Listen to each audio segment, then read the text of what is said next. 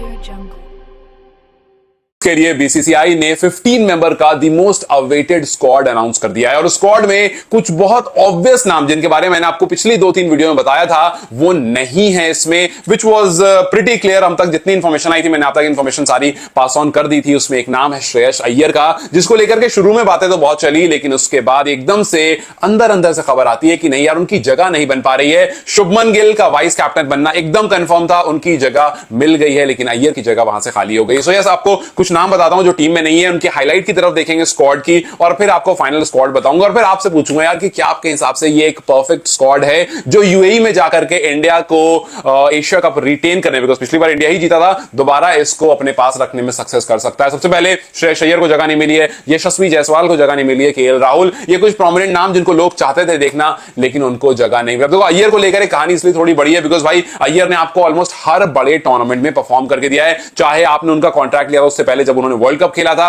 वहां पर भी 4th प्लेस पर आकर के सबसे ज्यादा रन बनाने वाले खिलाड़ी वो थे। उसके बाद चैंपियंस ट्रॉफी में हाईएस्ट रन स्कोरर इंडिया की तरफ से थे। आईपीएल में लगातार रन बना रहे, अपनी टीम को फाइनल में लेकर गए। सैयद मुश्ताक अली, अगर आप टी20 फॉर्मेट की बात करो तो वहां पर भी रन बनाए, सैयद मुश्ताक अली में रन बनाए। सो उन्होंने लगातार बैक टू बैक जहां जहां मौके मिले हर जगह रन बनाकर प्रूव किया that he can be here. लेकिन चीफ सेलेक्टर अजीत अगरकर ने कहा कि भैया ये बहुत अनफॉर्चुनेट है कि श्रेयस अय्यर को जगह नहीं मिल पाई। उनकी कोई गलती नहीं है, लेकिन गलती हमारी भी नहीं है, क्योंकि अय्यर को आप कहां पर खिलाओगे, उनके लिए जगह ही टीम में फिलहाल नहीं है, आगे उनको चांसेस जरूर मिलेंगे। एक सीधी सी लाइन क्या करके आप एक इंसान को स्क्वाड में से बाहर कर देते हो। वैसे ही यशस्वी जायसवाल, हालांकि यशस्वी को लेकर के थोड़ा सा ज्यादा क्लियर इसलिए है क्योंकि जायसवाल की जगह पर आपके सामने खेल रहे हैं अभिषेक शर्मा, जो कि इस टाइम पर टी20 के नंबर 1 बैटर है। सो टी20 के नंबर 1 बैटर को आप फिलहाल हटाना नहीं चाहोगे क्योंकि वो अच्छे रन करके आपको दे रहा है, इस वजह से जायसवाल की जगह नहीं मिली। लेकिन श्रेयस अय्यर की जगह पर ऐसा कोई नहीं रहा, आपने एक और पर्सन को ऐड करा है और अय्यर को पीछे रहने दिया। इस वजह से दोस्तों इंडियन टीम ने अपना एशिया कप का स्क्वाड अनाउंस कर दिया है, लेकिन उसमें श्रेयस अय्यर को,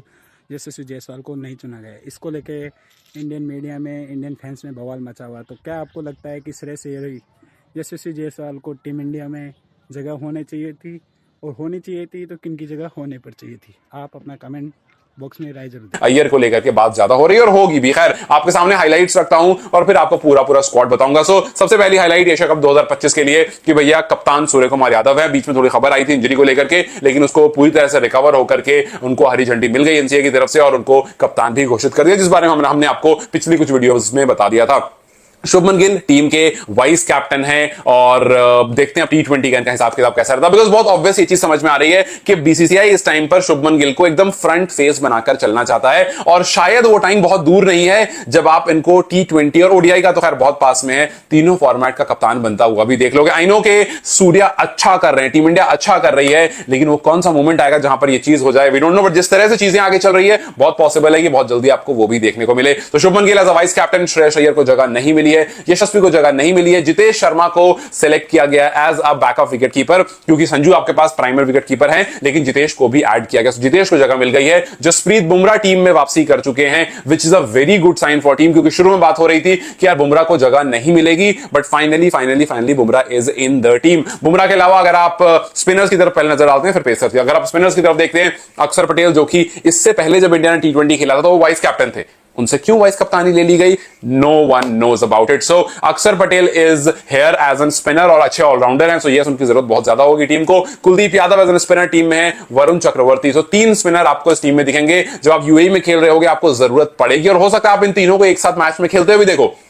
हो सकता है आप जसप्रीत बुमराह और अर्शदीप को एक साथ एज अ फास्ट बॉलर देखो और इन तीनों को एज अ स्पिनर, और क्योंकि उसमें अक्सर एक ऑलराउंडर है तो आपको वो बहुत ज्यादा हेल्प भी करेगा। और एक पेसर के लिए आपके पास एक हार्दिक भी रहेंगे, तो स्क्वाड में आपको उनका नाम बताएंगे। सो बुमराह, हर्षित राणा और अर्शदीप एज अ पेसर आपके पास हैं। स्पिनर्स में रवि बिश्नोई को जगह नहीं मिली, सो स्पिनर में आपके पास अक्सर, कुलदीप और वरुण चक्रवर्ती 3 स्पिनर, और पेसर में आपके पास बुमराह, हर्षित और अर्शदीप ही आपके 3 पेसर होंगे। पूरा स्क्वाड आपके सामने पढ़ देता हूं और फिर उसमें से छोटी छोटी बातें। सबसे पहले सूर्य कुमार यादव कप्तान है, शुभमन गिल वाइस कैप्टन है, Abhishek Sharma, Tilak Varma, Hardik Pandya, Shivam Dube is in the team, Akshar Patel, Jitesh Sharma, Jasprit Bumrah, Arshdeep Singh, Varun Chakravarthy, Kuldeep, Sanju Samson, हर्षित राणा और रिंकू सिंह, ये पूरा स्क्वाड है। अब इस स्क्वाड में देखिए कुछ नाम है जिनको लेकर के ऑब्वियसली बातें उठेंगी और कुछ पोजीशन है जिनको लेकर बातें उठेंगी। जैसे सबसे पहला पोजीशन है ओपनिंग कॉम्बिनेशन को लेकर के, कि भैया ओपनिंग कॉम्बिनेशन जो इस टीम का है वो कौन रहेगा। क्या संजू सैमसन और शुभमन गिल साथ में आएंगे, या फिर अभिषेक शर्मा और संजू सैमसन जो पहले आ रहे थे वो आएंगे,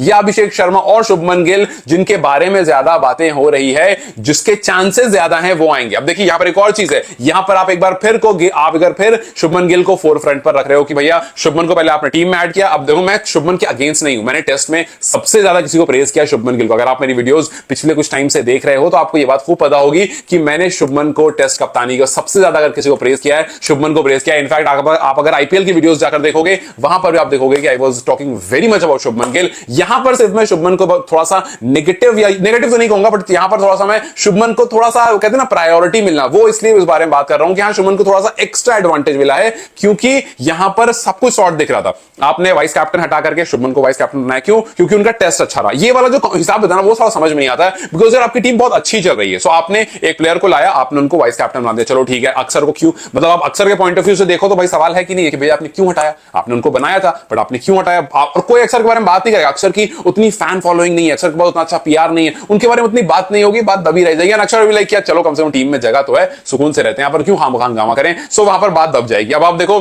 संजू सैमसन और अभिषेक शर्मा अच्छा ओपनिंग पेयर इंडिया के पास जो लगातार अच्छी बल्लेबाजी कर रहा था। अब आप शुभमन गिल के आने के बाद उनको as an opener most probably promote करने वाले हो। सो शुभमन गिल और अभिषेक शर्मा अगर एज एन ओपनर आते हैं, अगर मैं कह रहा हूं, और वहां पर संजू परफॉर्म नहीं करते हैं नीचे आकर के, तो वो दिन दूर नहीं होगा, आप संजू सैमसन को हटा दोगे, जितेश शर्मा को विकेट कीपर कंटिन्यू कर दोगे, तो वहां पर फिर बात हुई ना भाई संजू तो एज एन ओपनर परफॉर्म कर रहे थे, आपने खामखा उनको चेंज किया और फिर संजू ने परफॉर्म नहीं किया, आपने उनको निकाल दिया। सो एक काफी बार ऐसा होता है, और ऐसा नहीं है शुभमन गिल के साथ, पास्ट में भी बहुत सारे प्लेयर के साथ ऐसा हुआ है कि आपने काफी बार ऐसा होता है कि बीसीसीआई ने एक दो प्लेयर को पकड़ता है कि भाई इस प्लेयर को हमें प्रायोरिटाइज करना है, चाहे आप पास में चले जाओ, यू विल से मैं नाम नहीं लूंगा किसी का, but you will see this almost हर 2-3 साल 5 साल का एक टाइम रहता है जिस टाइम फ्रेम में, और ऐसा नहीं कि गिल को हमेशा फेवर मिलेगा, ये 5-6 साल की बात है, उसके बाद आप देखना गिल की जगह पर कोई और आ जाएंगे, उनको फेवर मिलना शुरू हो जाएगा। और ये बीसीसीआई का हमेशा से है कि एक या दो प्लेयर को पकड़कर चलता है और उनको हर जगह प्रेफरेंस मिलती है, हर जगह वो आगे जाते हैं और हर जगह वो फिर उस तरह, और ऐसा नहीं है कि वो परफॉर्म नहीं करते हैं। बात सबसे बड़ी ये है कि जब किसी को आगे ऐसे प्रमोट किया गया है वो परफॉर्म नहीं करता तो उसको हटा भी दिया जाता है। तो ये शुभमन गिल के पास एक जिम्मेदारी भी है कि भाई आपको जो फायदा मिल रहा है, एक एडवांटेज मिल रहा है, आपको यहां पर प्रूव भी करना पड़ेगा। अगर आप लोग मुझसे ये बोलोगे क्या एडवांटेज कर रहे हो, आईपीएल में प्रूव तो करके गया, तो आईपीएल में तो ईयर नहीं प्रूव किया था, वैसे ईयर को भी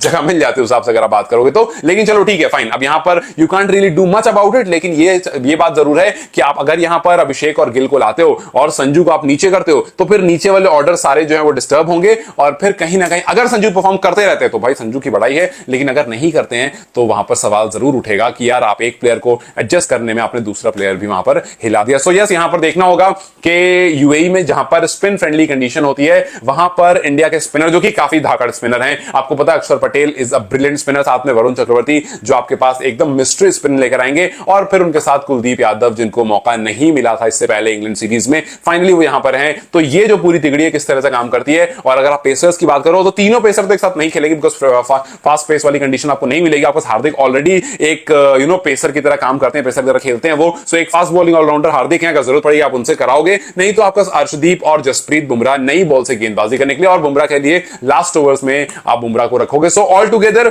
a good squad, a strong squad, लेकिन कुछ प्लेयर को लेकर के बात जरूर है कि उनको टीम में क्यों नहीं लिया गया। खैर आपके हिसाब से किसके साथ नाइंसाफी हुई, क्या यशस्वी, क्या केएल राहुल, या श्रेयस अय्यर, या फिर कोई और नाम जो आपके दिमाग में है जिसका होना सही होता, अगर वो टीम में होता तो अच्छा होता, क्योंकि कुछ प्लेयर्स हैं जिनको अभी स्टैंड बाई में भी रखा गया है, लेकिन अनफॉर्चुनेटली स्टैंड बाई में भी नाम अय्यर का नहीं है। स्टैंड बाई में जो प्लेयर्स हैं उनका नाम है प्रसिद्ध कृष्णा, वॉशिंगटन सुंदर, रेयान पराग, ध्रुव जुरेल और यशस्वी जायसवाल, ये आपके स्टैंड बाई वाले प्लेयर हैं। आप सोचो यहां पर भी अय्यर का नाम नहीं है, तो अब देखना यह है कि क्या इनकी जरूरत पड़ती भी है, हालांकि जरूरत तो नहीं पड़ती है, 15 ऑलरेडी आपके पास है, बट अगर जरूरत पड़ी तो इनमें से कोई आकर टीम को ज्वाइन कर सकता है। आपके हिसाब से किसके साथ नाइंसाफी हुई है मुझे कॉमेंट सेक्शन में जरूर बताना, और नहीं तो आपके लिए बेस्ट 11 क्या होगा मुझे कॉमेंट्स में बताना। Take care, I will see you very soon, bye.